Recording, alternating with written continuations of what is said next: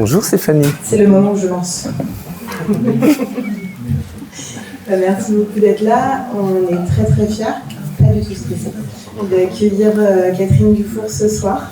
Un grand merci dans le cadre des Miss Eliade, qui est un festival donc, de science-fiction en partenariat avec les cinémas et la bibliothèque universitaire.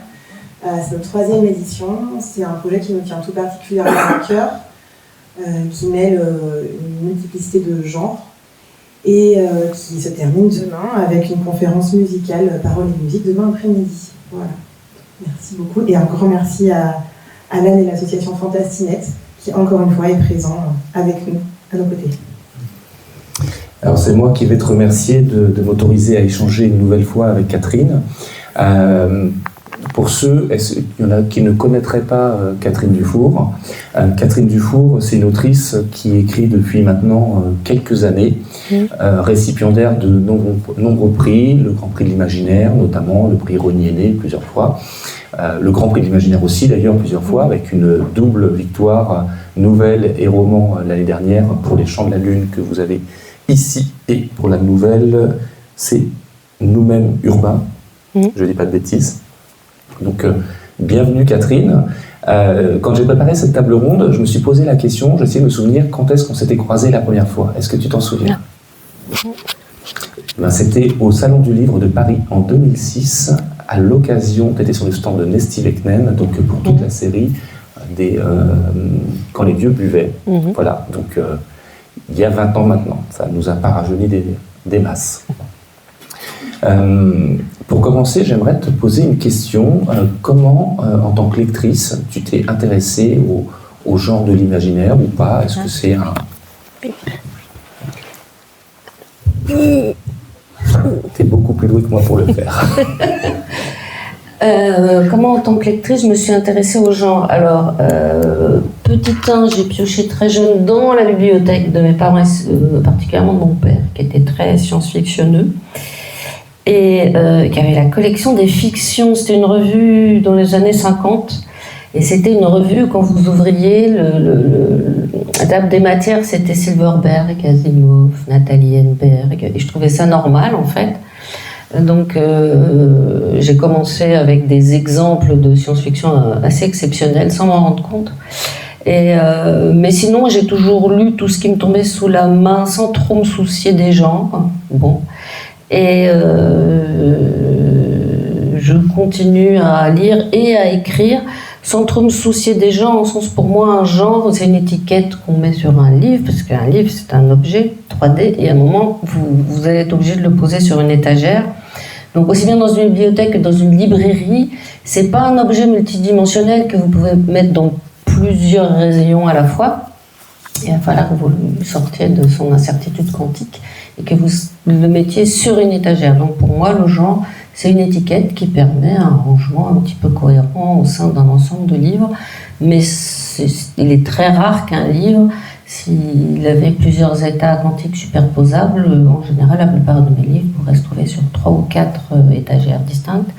Et je pense que c'est le cas de beaucoup de livres. Et du coup, ton premier roman, c'était Blanche-Neige et les lance-missiles. Donc on est sur une forme de fantaisie humoristique, on peut dire ça comme ça. C'était un hommage à Pratchett aussi? Alors c'était surtout un hommage à Pratchett. En fait, moi j'ai découvert Pratchett et j'ai trouvé ça génial. Donc je suis à rire beaucoup. Et j'ai trouvé que rire, ça devrait être remboursé par la sécurité sociale. Donc j'ai décidé d'écrire comme ça de la littérature utile, donc de la littérature humoristique, en plagiant Pratchett. Et je lui ai écrit, plagier, ça se dit plagiarize en anglais. Et il ne m'a pas répondu. Alors, je lui ai demandé l'autorisation de le plagier, il ne m'a pas répondu. Et à l'époque, on avait une perception malsaine du consentement. C'était qui ne dit mot consent. Alors, ça ne se fait plus du tout. Mais à l'époque, j'ai dit qui ne dit mot consent. Et donc, j'ai plagié effectivement Terry Pratchett sur 5 ouvrages. Donc vous en avez quelques-uns, je ne suis pas sûr qu'il y en ait là, mais... Pour ceux qui ne connaissent pas, Terry Pratchett, c'est un auteur britannique qui est vraiment dans la veine des Monty Python, Sacré Graal, Terry Gilliam, etc. Moi, mon préféré du cycle a été L'immortalité, moins 6 minutes. Voilà. Non? Ah bah oui.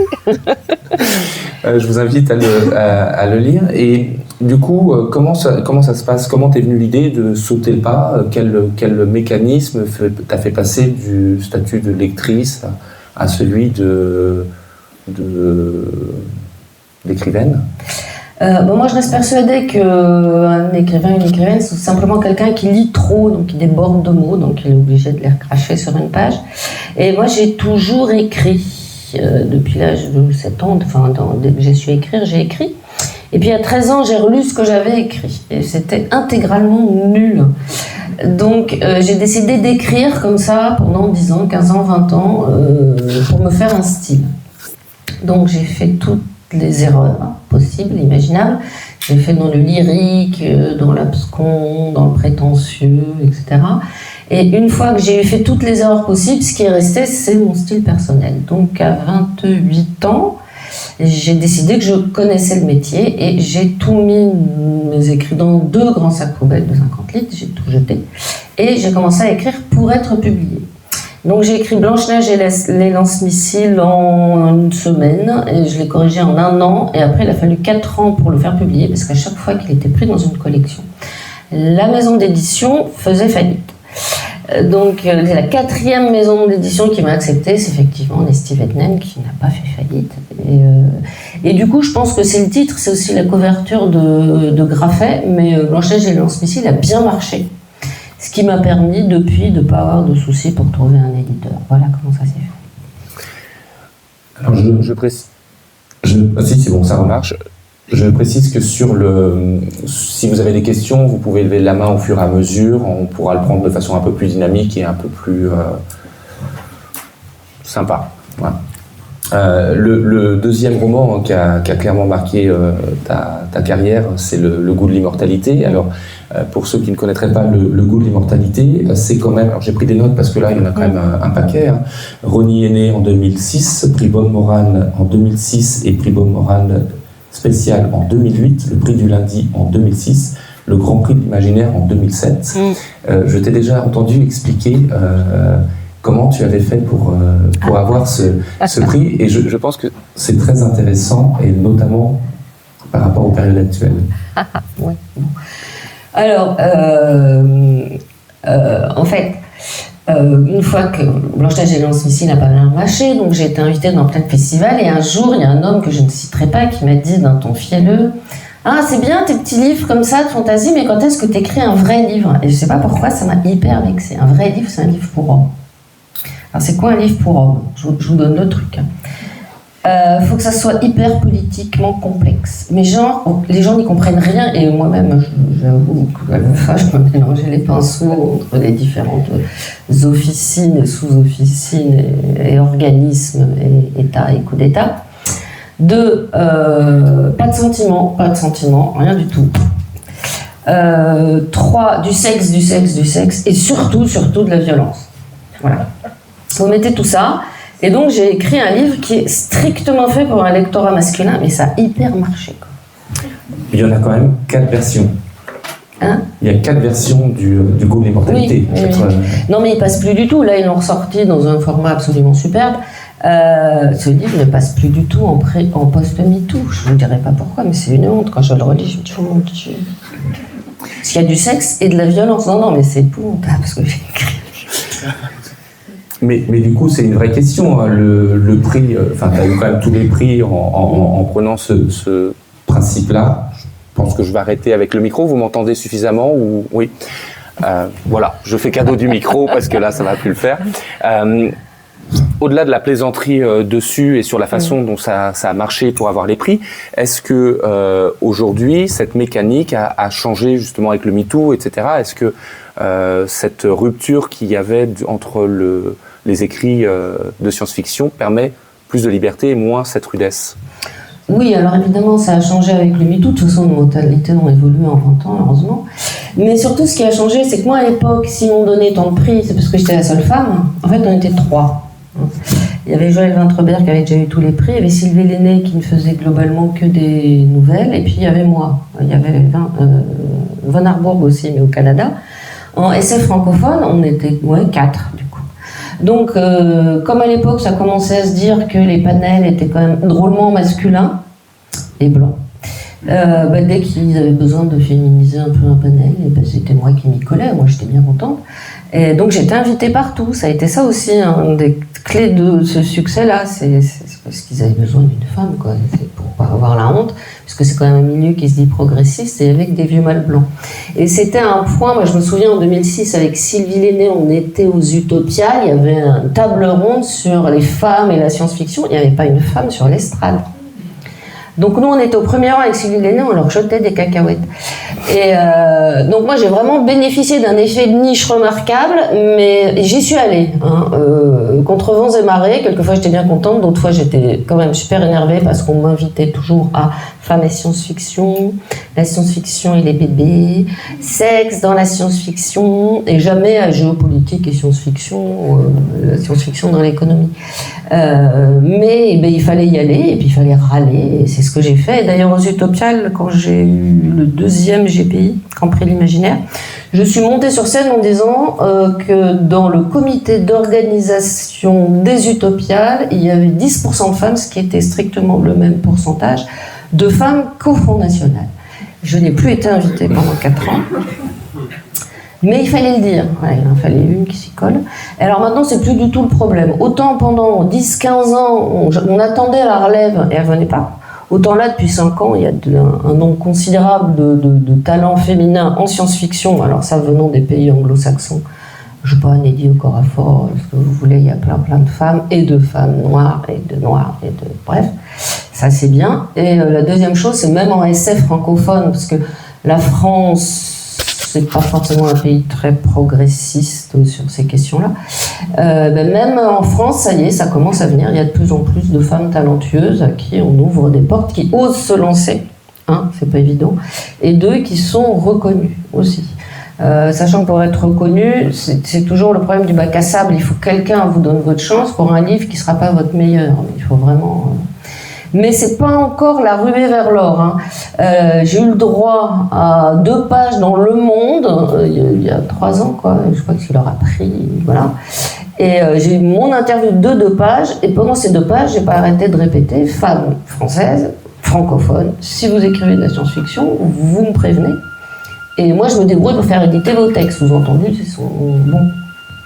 Et je me suis dit, je vais recevoir 10 tonnes de courrier. Devinez combien de femmes, jeunes femmes, ont répondu à cet appel.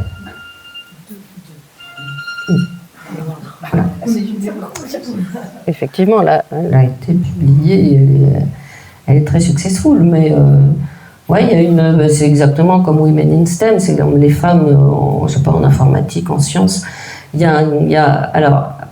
a pas de progression, mais je pense que carrément depuis... Alors, dans les années 70, il y en avait 0. Tout d'un coup, on a vu le nombre de femmes monter, parce qu'il y a eu une ruée des femmes vers ces domaines, aussi bien la science-fiction que les sciences réservées aux hommes.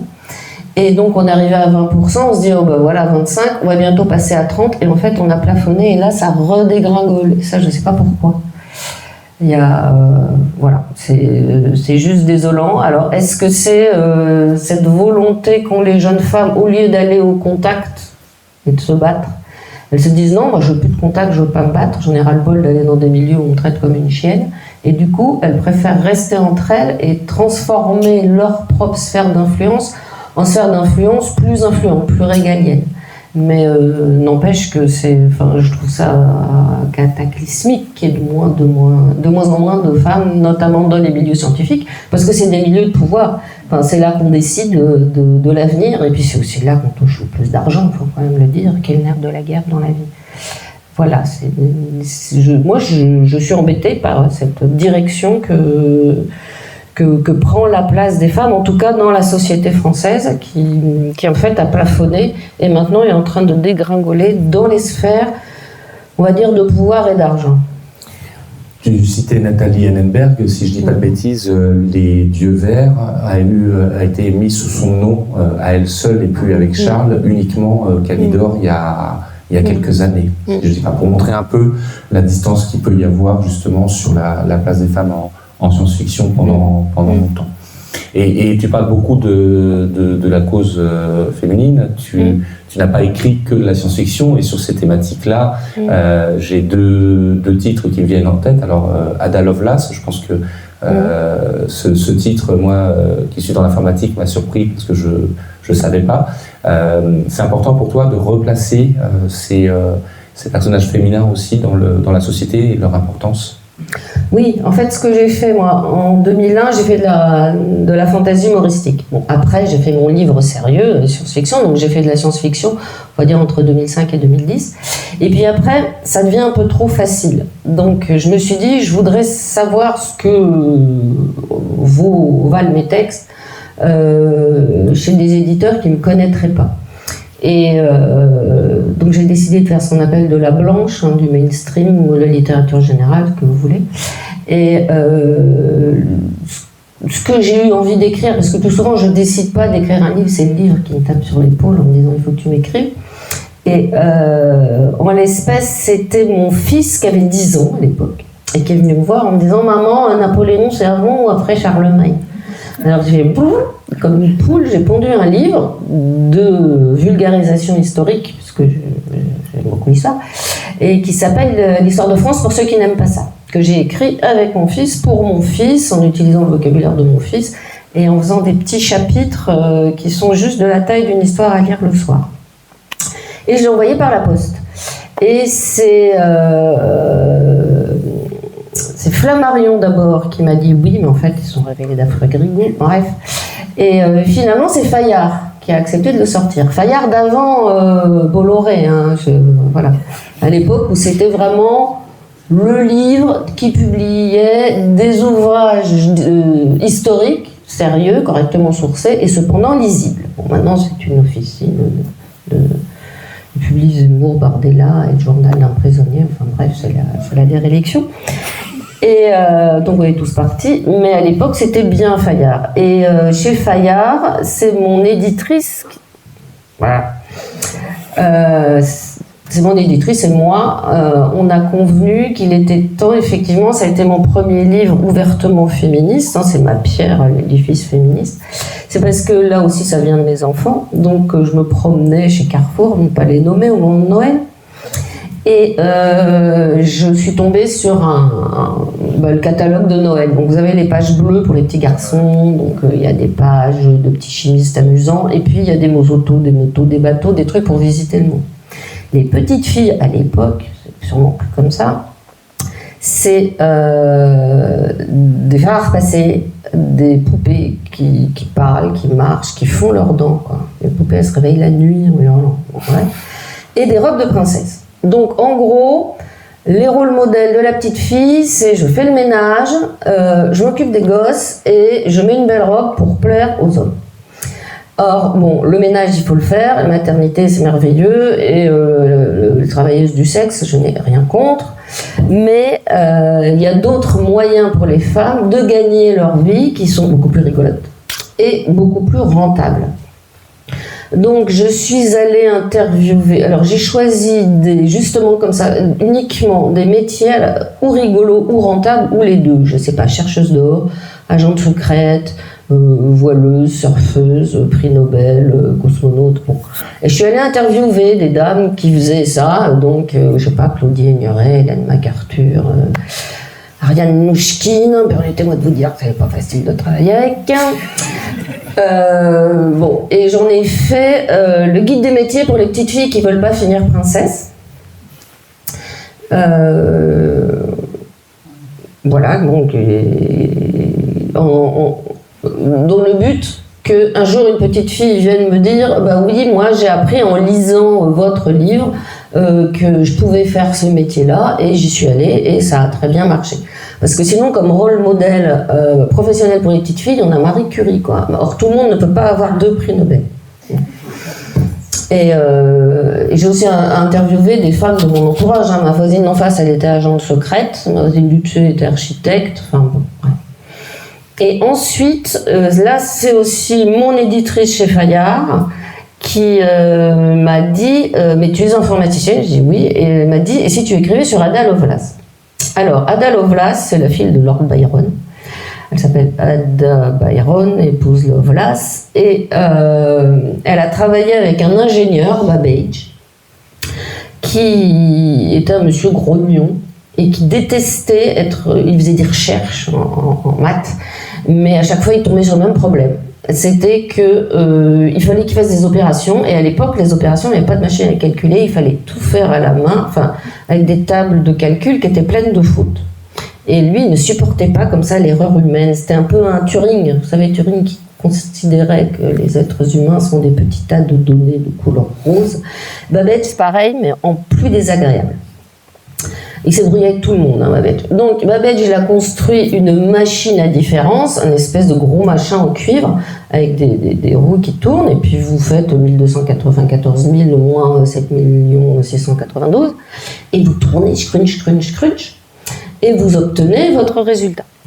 Donc Ada Lovelace, qui avait au moins 20 ans à l'époque, elle a vu ça, elle a dit « Oh mon Dieu, c'est merveilleux !» Mais si, au lieu de ne manipuler que des chiffres, cette machine manipulait aussi des symboles, des données, on pourrait créer des langages nouveaux, des musiques nouvelles, enfin bon bref, elle a fait le saut conceptuel de création de l'informatique, et elle a écrit le premier programme informatique au monde, alors qu'il n'y avait pas d'ordinateur. Et puis après, elle est morte dans des souffrances affreuses à l'âge de 36 ans, complètement droguée, enfin bref, comme son père. Mais à l'époque, de toute façon, l'espérance de vie n'était pas terrible et les conditions de vie étaient abominables. Donc j'ai effectivement écrit la biographie d'Ada Lovelace pour rendre hommage à cette femme, qui est la personne qui a écrit le premier programme informatique au monde, sachant que dans les pays anglo-saxons, elle est connue comme le loup blanc. Il y a le langage Ada, très connu, il y a un Ada Lovelace Day, il y a des collèges qui s'appellent Ada Lovelace, enfin tout le monde la connaît, aussi bien aux États-Unis qu'en Angleterre qu'ailleurs. Mais alors en France, il n'y avait rien, mais quand je dis rien, c'est rien, il n'y avait pas une seule biographie d'Ada Lovelace. Il y avait une vague traduction de Gertrude Stein au MIT Press en 1980, enfin vraiment le truc très confidentiel. Et je me suis dit que ça n'était pas possible de laisser un gap pareil dans notre bibliothèque. Et une fois de plus, c'est le livre qui m'a dit il faut absolument qu'il soit écrit, parce que sinon c'est ridicule. Donc j'ai effectivement sorti le livre sur Ada Lovelace. Alors c'est effectivement encore un apport féministe, mais c'est aussi un apport à l'histoire des sciences. Ce que je note aussi, c'est que c'est des circonstances, des idées, des rencontres qui fait que tu écris. Tu m'avais partagé aussi pour les Chants de la Lune, la dernière fois qu'on a échangé, l'origine de l'histoire, enfin le déclencheur. Tu fonctionnes beaucoup sur le déclencheur en tant qu'écrivaine. Je t'avais dit quoi ? Tu m'avais dit Elon. Ah oui. Le mot-clé. Elon Musk, oui. Et donc après avoir publié pas mal chez Fayard, j'étais obligée de partir en courant, et là je suis allée publier à nouveau de la fantaisie, du fantastique chez La Talente, qui est un peu mon Gallimard à moi, c'est la grande maison de fantaisie française. Enfin, les autres sont très bien aussi, mais voilà, La Talente, c'est eux qui ont publié tout Pratchett en français, enfin bref, Orson Scott Card, etc. Et puis après, à défaut de Fayard, je suis allée chez Lafon. Voilà. Bon. C'est des micros écolos, on les secoue. C'est ça. Enfin, je suis allée au Seuil, et puis c'est toujours pareil. J'ai publié au Carré Noir un polar au Seuil, et puis au Seuil, évidemment, ils ont licencié tout le monde. Alors du coup, je suis allée chez Lafon. Enfin, c'est les sables mouvants, hein, l'édition française, puis c'est pas fini, crénom de nom. Heureusement, tout ça est repris au livre de poche, qui est une boîte d'édition qui, elle, au moins, reste un petit peu stable. C'est un peu la bouée dans la tempête de l'édition française. Et effectivement, Elon Musk, alors, il n'y a pas que ça, il y a aussi que bon, bref. Elon Musk, donc, c'est là, je vous parle de l'époque où on pensait qu'Elon Musk, c'était sympathique. Ça remonte un peu. Et donc, à l'époque, c'était juste un tycoon de la tech qui, comme Mark Zuckerberg & Co., essayait de nous faire rêver pour pas qu'on remarque que pendant ce temps-là, il piquait nos données personnelles, il se les mettait dans la poche sans nous donner un centime en échange. Donc, comment ils ont fait pour nous faire rêver ? De toute façon, c'est dépasser les limites. Donc les limites, il n'y en a pas 36, il y en a 2, il y a le temps et l'espace. Donc Zuckerberg qui nous a dit, il a créé son laboratoire, il faut tuer la mort, expliquer qu'il allait nous rendre immortels. Et Elon Musk s'est plutôt attaqué à l'espace. Donc déjà, il a envoyé en orbite une voiture rouge dont l'autoradio joue en continu l'iPhone Mars. Nous sommes dans le vide, hein. Voilà. Il n'y a pas de son dans le vide, donc c'est une arnaque. Et ensuite, il s'est mis à nous faire rêver. Alors, tous ces gens-là, en fait, ils ont des fantasmes de science-fiction parce qu'entre 14 et 16 ans, ils ont dû lire de la SF, donc en 1982. Depuis, ils n'ont pas remis à jour leur logiciel, donc ils nous ressortent des vieux rêves de SF qui datent un peu vraiment des années 70. Donc, son truc, terraformer la planète Mars. Et c'est vraiment de la mythopoïèse de la Silicon Valley, parce que la planète Mars, déjà, on ne peut pas y aller, puisqu'il faut au moins 2 ans aller-retour, plus séjour sur place. On ne peut pas faire moins de 2 ans et encore on va avoir du mal. Donc tout ça en confinement. Donc depuis 2020, on est au courant que le confinement c'est sympa sur le papier, mais que ça pose un vrai problème dans la vraie vie. En confinement dans un vaisseau spatial qui aura des parois épaisses comme ça et sans hublot, parce que les vents solaires, hein, la Terre est bombardée en permanence de rayonnements solaires ionisants que notre magnétosphère arrête. Mais dès que vous passez au-delà de l'orbite terrestre, c'est aussi sympa que de vous promener dans votre micro-ondes. Et d'ailleurs, les astronautes qui sont allés sur la Lune le disent, hein, une fois que vous êtes un peu éloigné de la planète Terre, vous voyez passer des sillons très brillants et quand vous fermez les yeux, les paupières, vous les voyez encore. Ils traversent les paupières. Ils vous traversent, comme le fruit du Xac à travers une petite grand-mère. Et le problème, c'est que c'est ionisant, c'est-à-dire que ça s'attaque directement à votre ADN, ça s'attaque aussi à vos yeux. Donc, tous les astronautes qui rentrent sur Terre, ils font 3 choses. Ils ont des élongations terribles, parce qu'il n'y a pas eu assez de... Ils ont une déminéralisation, donc ils ont des problèmes osseux, des problèmes d'élongation. 2, ils font une dépression. Alors on pense que c'est parce qu'ils ont vécu quelque chose de tellement magnifique que revenir sur Terre, ça les ennuie. Mais c'est peut-être pas que ça. Il y a peut-être des atteintes, bref. Et 3, ils font une cataracte, parce que ces rayonnements ionisants cuisent le blanc des yeux comme du blanc d'œuf. Voilà.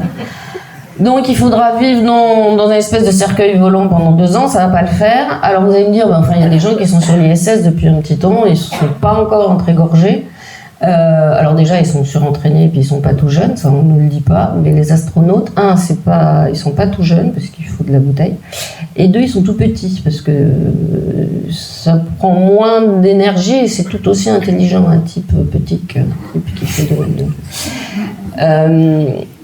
Donc, où est-ce que j'en étais? Oui, donc, ceux qui sont sur l'ISS, quand vraiment ils en peuvent plus, parce que dans l'ISS, c'est tout petit, puis c'est moche, et puis ça pue, hein, ça pue, on ne peut pas aérer. Voilà. D'ailleurs, Mir, la station Mir, ils l'appelaient le cercueil qui pue.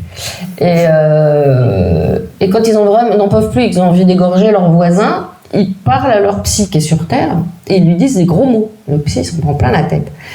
Et or, quand vous allez vers Mars, à peu près mi-chemin, entre le moment où vous dites à votre psy espèce de et le moment où il vous répond mais oui je vous comprends, il s'écoule 40 minutes, donc vous ne pouvez plus vous défouler comme ça. Donc pour y aller avoir beaucoup de mal, et une fois arrivé sur place, on ne peut pas rester à la surface de Mars pour les rayons ionisants, hein, c'est une planète morte Mars, donc elle ne retire pas d'atmosphère, donc bref, et donc il va falloir vivre sous Mars, donc c'est aussi intéressant que de vivre dans votre parking. Et dernière chose, Mars est rouge parce qu'elle est couverte de perchlorate, et le perchlorate c'est un désherbant. Donc il va y avoir un petit problème pour faire pousser de la nourriture sur une planète en désherbant. Donc ça m'a considérablement agacée et je me suis dit si vraiment on détruit notre planète et qu'on veut aller vivre ailleurs, on n'ira pas sur Mars. Il y a une rocheuse qui est là, qui est sous notre nez, qui est à 300 000 km, 384 000 km, et qui est beaucoup moins inhospitalière et qui s'appelle la Lune. Et en fait, ça a été effectivement le déclencheur. Qu'est-ce que ça serait vraiment, concrètement, de vivre sur la Lune? Donc là, j'ai... Entrez. Ça arrive juste au moment où on part sur la Lune. Donc, ce que je voulais, c'était vraiment... On arrive sur la Lune, mais vraiment, voilà, vous montez dans votre navette, vous prenez 9G, voilà, vous n'arrivez pas très en forme. Vous débarquez, qu'est-ce que vous voyez par le hublot? Et puis après, vous mettez votre scaphandre en gros et puis vous marchez. Qu'est-ce que vous voyez? Qu'est-ce que ça sent, par exemple? Et bien la Lune, elle sent la poudre brûlée. En fait, ça sent le pétard du 14 juillet. Ce qui est mieux que Mars, qui sent la flatulence. Et après, comment est-ce qu'on fait pour s'installer sur la Lune? Où est-ce qu'on s'installe? Qu'est-ce qu'on mange? Qu'est-ce qu'on boit? Comment on se distrait? Comment on s'occupe? Comment on s'oriente? Alors, pas avec une boussole, parce que ça ne marche pas, la boussole sur la Lune. Sachant que le premier problème que vous allez avoir sur la Lune, c'est la poussière. Parce que la Lune est intégralement couverte d'une très fine poussière qui s'appelle de régolithe. Mais elle est fine comme de la poudre à joues. Et la seule différence avec la poudre à joues, il y en a 5 à 10 mètres à la surface de la Lune. En plus, c'est très bien parce que dedans, il y a des billes d'eau, il y a des billes d'oxygène. On manquera ni d'eau ni d'oxygène sur la Lune. Et en plus, sur la Lune, ce qui est vachement bien, ce qu'on a repéré, c'est que sous la surface, il y a des tubes de lave, c'est-à-dire des tubes creux créés par la lave. Il y en a sur Terre, mais ceux qui subsistent sur Terre, ils ont 2 mètres de diamètre, maximum, parce qu'avec la gravité, ils se sont effondrés. Mais comme sur la Lune, il y a une gravité 6 fois plus faible, vos tubes de lave juste sous la surface de la Lune, ils peuvent faire 1 km de diamètre. Donc, en plus, comme ils sont à l'abri des variations de température de la surface lunaire, parce que le jour lunaire, c'est 15 jours terrestres, et la nuit lunaire aussi, 15 jours terrestres. Et la nuit, il fait moins 170, le jour, il fait plus 123. Donc là, les matériaux, ils ont du mal, vous aussi. Mais par contre, dans les tubes de lave sous-lunaire, il fait un agréable moins 20 degrés centigrades constant. Donc vous installez là-dessous, vous mettez un bon chauffage et vous êtes bien, vous pouvez vivre là. Mais le premier problème, ça va être ce fichu régolithe, parce que il n'a pas été abrasé comme le sable par l'eau, par l'air, etc. Donc il est très coupant. Voilà. Si vous frottez avec du régolithe, vous allez vous manger les doigts comme avec de l'eau de Javel. Et en plus, il est magnétique. C'est-à-dire dès que vous mettez un pied, il fait... Et actuellement, ils sont en train, les objets lunaires, d'imaginer, vous faites passer des petits courants piézoélectriques pour arriver à nettoyer les optiques lunaires. Parce qu'on essaye de mettre des panneaux solaires sur la Lune et ils sont immédiatement couverts de régolithe. Donc ils inventent des espèces d'essuie-glaces électriques pour arriver à se débarrasser du régolithe. Le régolithe, c'est la poisse. Ça va se mettre absolument partout, dans toutes les machines, dans toutes les mécaniques. En plus, comme c'est magnétisé, ça vous dérègle toutes vos machines. Donc il va falloir régler le problème du régolithe. Et c'est la raison pour laquelle les scaphandres, les gens, ils marchent comme ça. C'est pas parce que ça les amuse, c'est que si vous frottez comme ça, vous allez très vite avoir des trous au point de frottement. Et là, vous êtes mort. Donc voilà, j'ai vraiment voulu mettre au point une civilisation qui s'est installée sur la Lune et qui a survécu. Et alors, qu'est-ce qu'on mange? Avec un problème aussi, qui est... Alors, la prochaine fois, vous prendrez l'avion pour monter un peu haut. Hein. Donc, je ne sais pas si vous allez peut-être aux États-Unis en ce moment, mais enfin bon, à l'autre bout du monde. Vous prenez avec vous, parce que la nourriture d'avion, on est d'accord, c'est pas bon. Ok. Et bien, vous prenez avec vous un truc que vous aimez bien, une crotte en chocolat, une banane, ce que vous aimez. Et quand vous êtes tout en haut, vous la mangez. Et vous verrez qu'elle aura un sale goût. Parce qu'en fait, on ne sait pas pourquoi, le goût se perd avec l'altitude. Et sur l'ISS, je ne sais pas si vous avez déjà goûté des rations de l'ISS. Moi, j'en ai goûté, j'avais goûté de l'ananas déshydraté, donc vous le réhydratez, c'est immonde, enfin, un goût de coton hydrophile.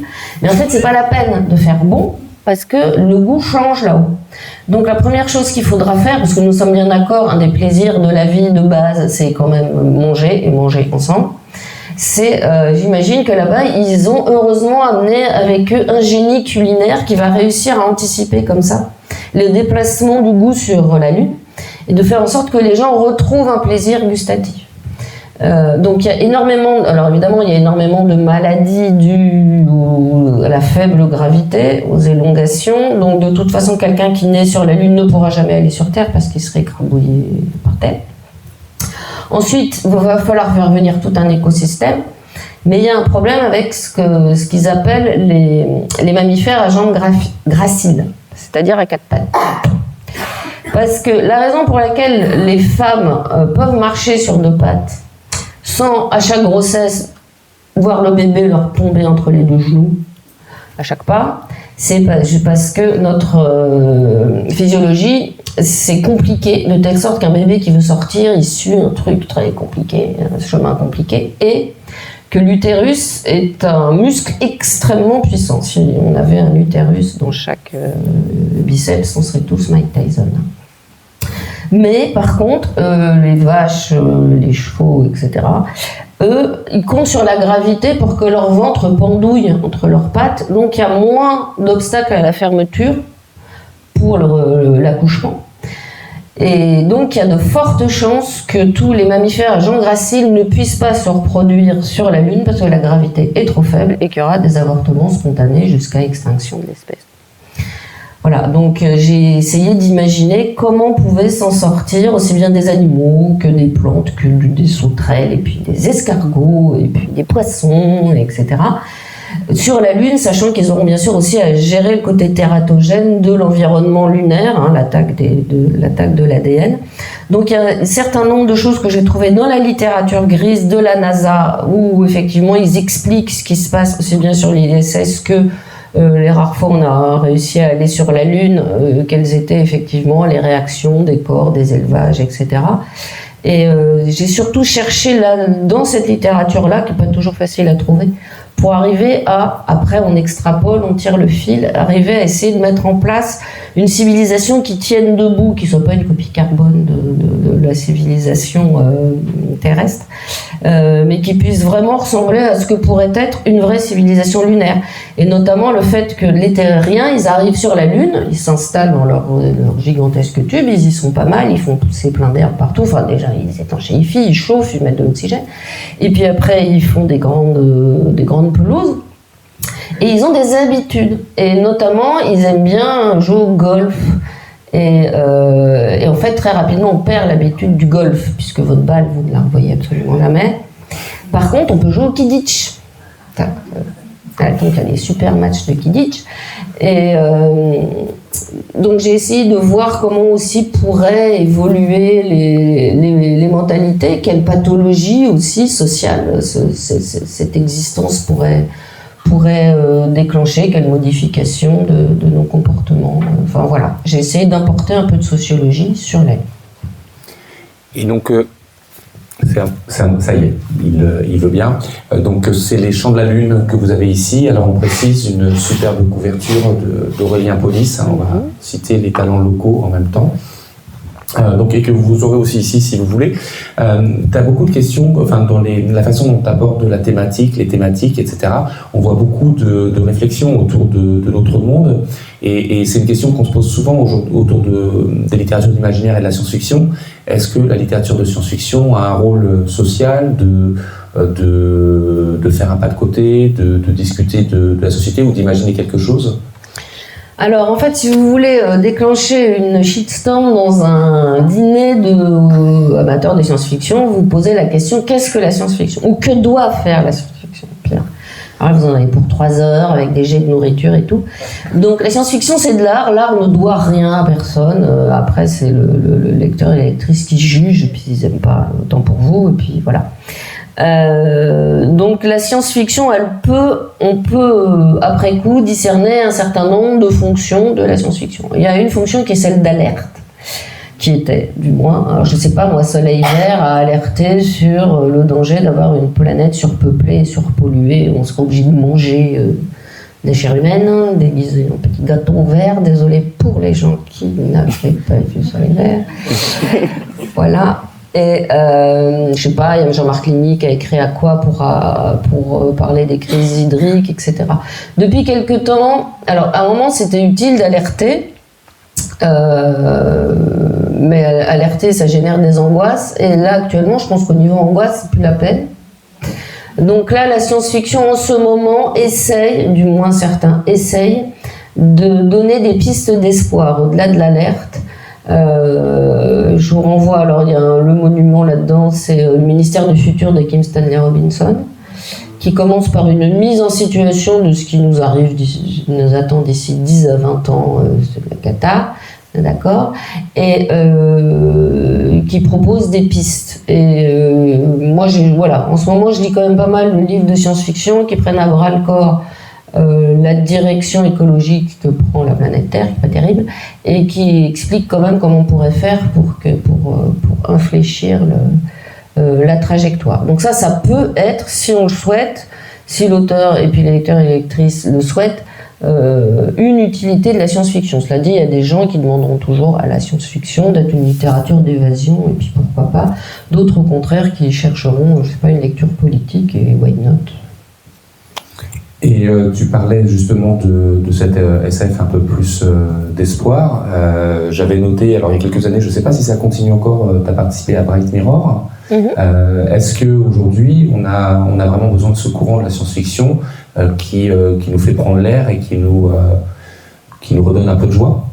Alors oui, moi ça me paraît pas mal, ne serait-ce que parce que comme je vieillis, je veux pas sombrer dans on va tous mourir et c'était mieux avant, le plus tard possible. Donc je me dis qu'il ne faut pas désespérer les générations qui viennent.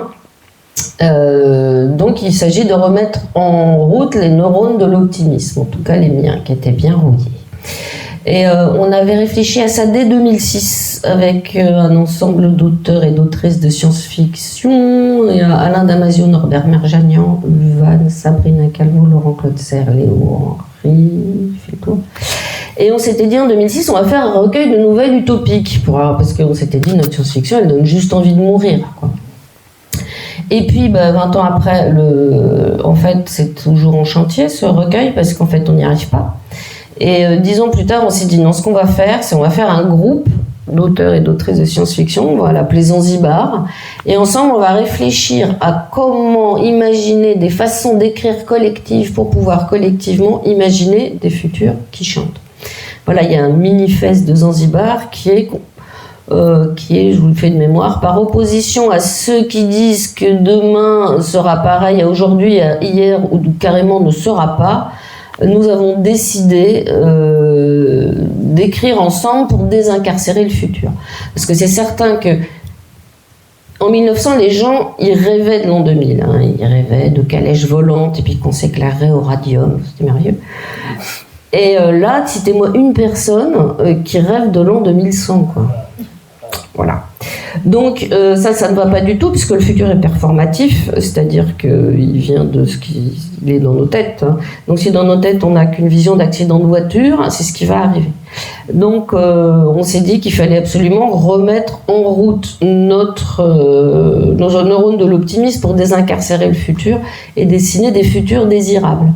Et actuellement, c'est ce que fait une bonne partie de la science-fiction, donc. Et aussi une bonne partie de la société civile. Alors moi, ça a commencé en 2015. On est venu me voir, l'ADEME, l'agence machin pour l'énergie, et ils sont venus me voir en me disant « Bah alors, les matériaux de construction du futur, hein ?» Je dis je ne sais pas. Bon, j'ai travaillé avec l'ADEME sur les matériaux de construction du futur, et depuis, ça n'arrête pas.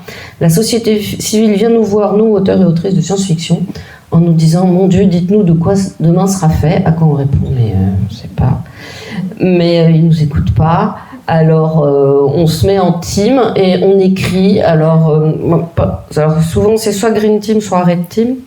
Red Team, ça veut dire que vous faites les méchants.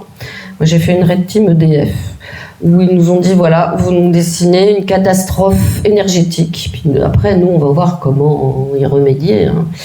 Et alors, une catastrophe énergétique, mais tout sauf l'explosion d'une centrale nucléaire. On a déjà tout prévu pour ce genre de cas. Donc, on leur a fait une autre catastrophe énergétique. Et il y a les Green Team qui, elles, veulent justement dessiner des futurs désirables tout de suite. Et là, alors j'ai travaillé sur une Green Team pour l'université de Lille, parce qu'à Lille, ils savent que dans 20 ans, ils auront sur leur paillasson la moitié de la Belgique et les 3/4 des Pays-Bas. Voilà, c'est tout. La mer, elle monte, et vous pouvez toujours monter les digues. À un moment, la puissance de la mer qui est... voilà, c'est pas parce que vous avez 1 mètre de mer en plus que ça fait 1 mètre de poussée en plus. C'est au carré, quoi. Bon, bref. Donc on a essayé de faire une Green Team qui s'est, il faut le dire, assez rapidement transformée en Red Team, parce que je ne vois pas comment on peut accueillir 20 millions de personnes dans la gadoue avec le sourire. Et il y a énormément de gens de la société civile qui viennent nous voir en nous disant venez réfléchir avec nous, travailler avec nous sur ce que l'avenir sera à 10, 20, 30 ans, sachant qu'à 10, 20 ans, ils travaillent avec des prospectivistes, hein, c'est-à-dire des gens qui, eux, prennent des signaux faibles et tirent le fil et puis ils disent ça va être ça, probablement.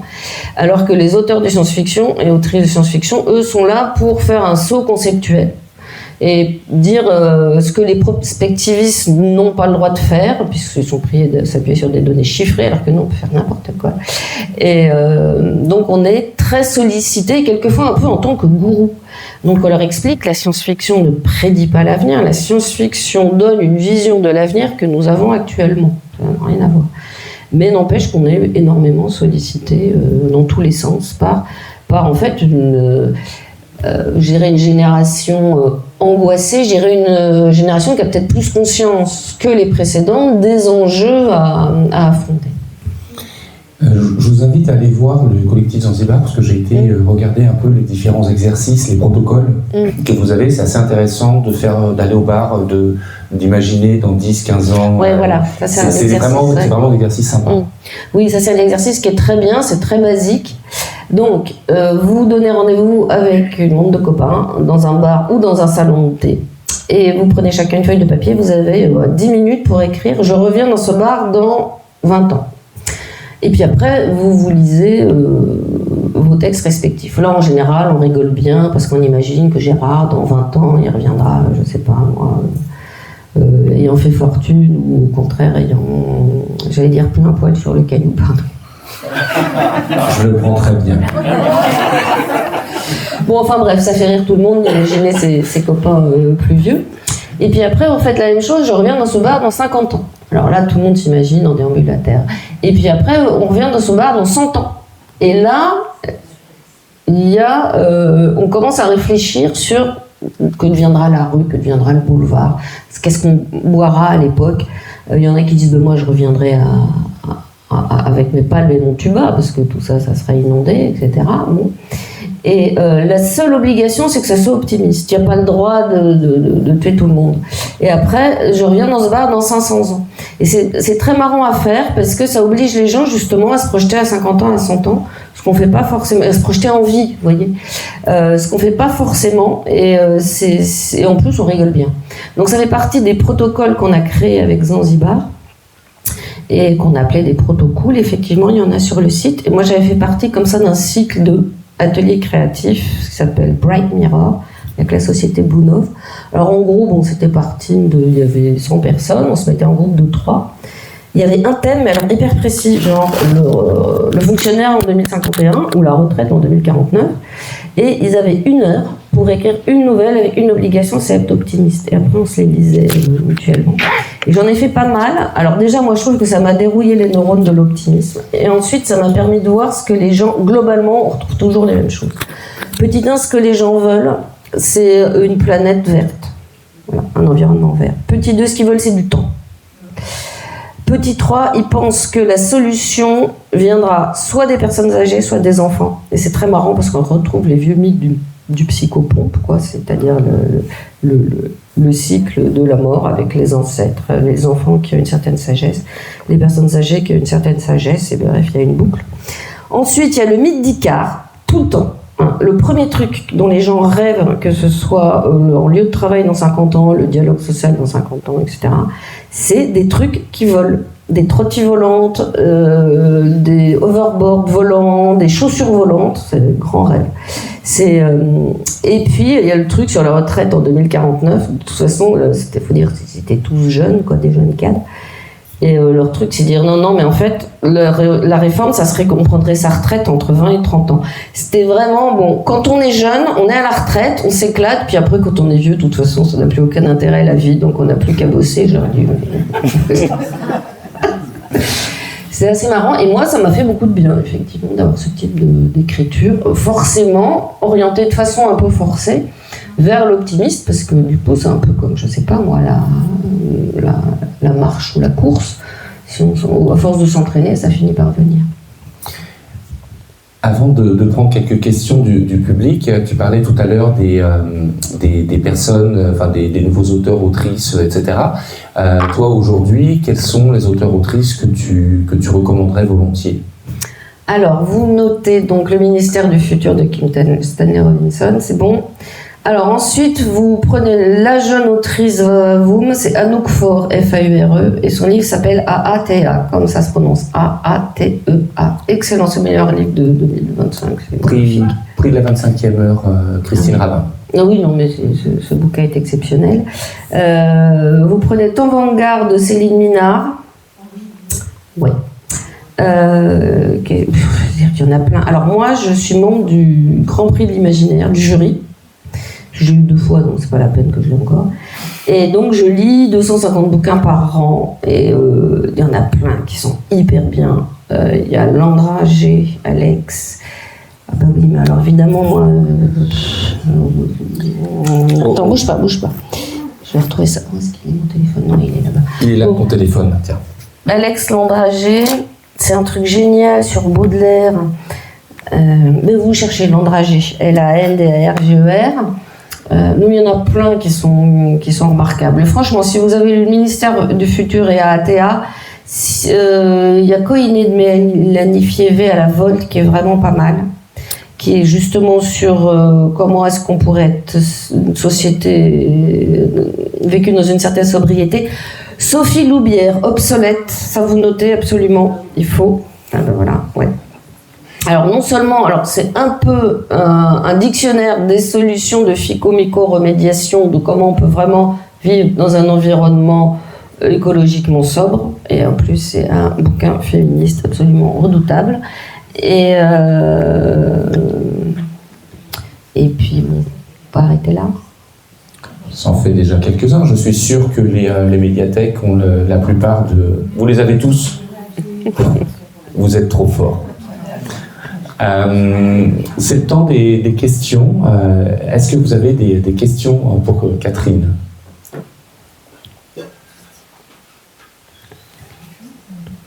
Toi, moi j'en avais encore plein, mais...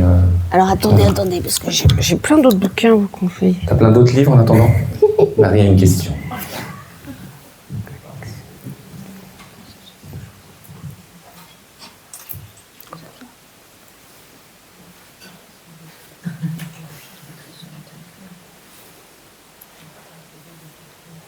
Il y a Nettle and Bone qui est pas mal.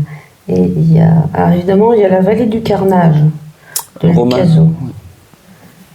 Très violent. Ouais. Ne pas mettre entre toutes les mains.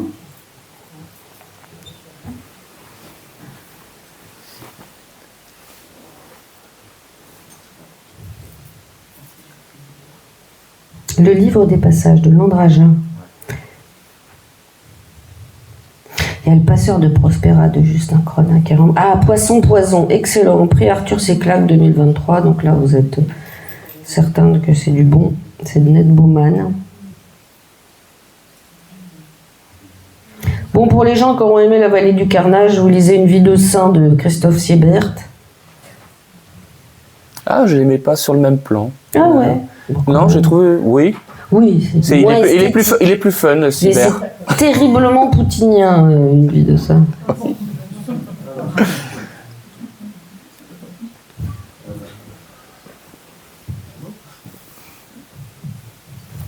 je ne peux pas appuyer contre un oracle. Marie a une petite question pour toi. Je ne voulais pas interrompre l'oracle littéraire. Alors, ma question. J'ai une fille qui a 18 ans qui lit de la romantaisie. Et donc là, elle m'a mis la romantaisie dans les mains en me disant maman, vas-y, tiens, tu pourrais lire ça. Et donc, ma question, tout à l'heure, vous avez dit qu'un livre pouvait rentrer dans plein de catégories différentes d'une manière quantique. J'ai bien compris que. Mais vous, quel regard vous portez sur ces nouveaux genres littéraires qu'on classe avec de nouveaux mots comme romantaisie, par exemple? J'en pense que c'est très bien. Alors, la romantaisie, globalement, c'est vraiment de la littérature d'évasion. Je pense que c'est à peu près au niveau de Angélique et d'Anne et Serge Gollon. C'est ça. Voilà, qui est un livre que moi, une série que j'ai beaucoup aimée et qui m'a ouvert directement des voies vers l'histoire de France. Et je suis incollable sur l'affaire des poisons grâce à ce bouquin-là. Donc tant qu'on lit, c'est bien. Je porte aucun regard là-dessus, en fait, je trouve ça très bien. Alors après, on se tatouille la dark fantasy. Dark Romantasy, non? Dark Romantasy. Dark Romantasy, parce que la Dark Fantasy, globalement, mais c'est toujours la même chose. C'est un espèce de gros héros sévèrement buriné, et il est chef de la mafia, mais à la fin, il tombe fou amoureux de... Enfin bon, bref, c'est Guenièvre et Lancelot. Ça aussi, je dirais que c'est un peu comme le rose. Hein. Faut laisser les petites filles au goût frais, et après, elles vont s'en lasser. Bon, c'est Madame de Maintenon, qui était l'épouse morganatique du roi Louis XIV, et qui était un peu une grenouille de bénitier, mais qui n'était pas une mauvaise pédagogue. Et elle, quand elle était jeune, elle passait des heures devant son miroir à essayer à l'époque, les femmes, elles ne se mettaient pas forcément du rouge, elles se mettaient des dentelles. Bon, et puis un jour, elle dirigeait le pensionnat de Saint-Cyr. Et un jour, ses maîtresses de dortoir viennent la voir horrifiées parce qu'on a chopé des petites jeunes filles en train de se couvrir de dentelles en faisant des mines devant des miroirs. Et Madame de Maintenon, au lieu d'intervenir sévèrement pour interdire les miroirs et les dentelles, a répondu « Laissez-les faire. Pour mourir à ces délicatesses, il faut y avoir vécu. » J'ai trouvé ça très bien. Il faut laisser les petites filles se goinfrer de bleu, les petits garçons se goinfrer de rose, les petits garçons se goinfrer de bleu, et puis ça leur passera. Alors que si on retient, après ils se disent « Ah, c'est un truc interdit, c'est encore plus... Bon. » Là où il y a un problème, effectivement... Oui, enfin, il y a toute une partie de ce qu'on appelle la dark romantasy spicy. C'est de la pornographie pure et simple. Hein. J'en ai lu un. On m'en a donné un, j'ai ouvert la première page, c'est une jeune elfe qui ouvre la porte à un superbe guerrier, je sais pas, orc ou elfe, ou bon. Elle tombe à genoux et lui fait une fellation, mais dans le premier paragraphe, quoi. Et je me suis dit, si on en est là au premier paragraphe, il se passe quoi après? Bon, j'ai pas continué l'expérience, mais ce sont des littératures masturbatoires, c'est fait pour être lu de la main gauche, donc ça, de toute façon, ça a toujours existé. C'est comme 50 Shades of Grey, c'est pas grave, ça a une fonction qui est aussi vieille que le monde, c'est pas très grave non plus. Alors c'est sûr que il y a de la violence érotisée, voilà, et ça fait friser les moustaches, déjà de toutes les mères, hein. On n'a pas du tout, c'est le mythe du bad boy, on a envie de dire à nos filles, non, tu sais, c'est pas une bonne idée, mais qu'est-ce que vous voulez? Non, mais moi je l'ai lu, j'ai trouvé très bien. D'ailleurs, ils ont mis un terme, mais la collection Harlequin, il y a des années, avait déjà des collections SF et fantasy. Ils les ont fait pendant quelques temps. Bon, j'en avais lu aussi. Ah oui. Moi, je me souviens qu'il y avait en Harlequin. Alors, Harlequin, c'était écrit déjà avec un logiciel. Il y avait 23% de romance, 24% de vie professionnelle. Et alors, dans la collection bleu, il y avait 12% de sexualité. Et dans la collection rouge, il y avait 26% de sexualité. Tout ça était extrêmement dosé, ça avait déjà la même fonction, et on n'en faisait pas... Mais c'est vrai que c'était un peu de la littérature honteuse, c'est pas ce qu'on mettait derrière soi quand on avait une Zoom party, ça c'est certain. Mais ça a toujours existé, tant que c'est de la lecture, voilà, c'est toujours moins bête que je sais pas moi, d'aller boire ou fumer. Est-ce que quelqu'un a une autre question? Soyez pas timide. Non? J'ai une question, mais j'ai du mal à la formuler. Avec ce qui se passe actuellement dans l'intelligence artificielle, des fois j'ai l'impression que c'est de la science-fiction qui arrive dans l'actualité. Donc autrefois, la science-fiction pour moi c'était plutôt l'avenir. Est-ce que vous pensez qu'aujourd'hui il y a un changement par rapport à ce...